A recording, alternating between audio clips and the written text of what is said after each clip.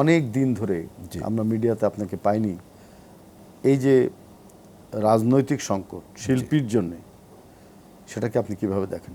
এই সংকটটা হচ্ছে রুচিগত সংকট, হচ্ছে প্রধানত এই রুচির সংকটের কারণে যারা আমাদের মতো শিল্প নির্মাণ করতে চায়, খুব থটফুল লিরিক কিংবা ওই সম্যক জ্ঞানটা থাকতে হবে, এরকম শিল্পকর্ম নিয়ে যারা কাজ করে, সেই কাজগুলি যেই প্রতিষ্ঠানগুলোর মাধ্যমে প্রচারিত হবার কথা, পৃষ্ঠপোষক, আমাদের কর্মের যে পৃষ্ঠপোষক যারা থাকবেন, তাদের রুচির জায়গাটা যদি ওই রকম মানসম্পন্ন না হয়, সেক্ষেত্রে মনে হয়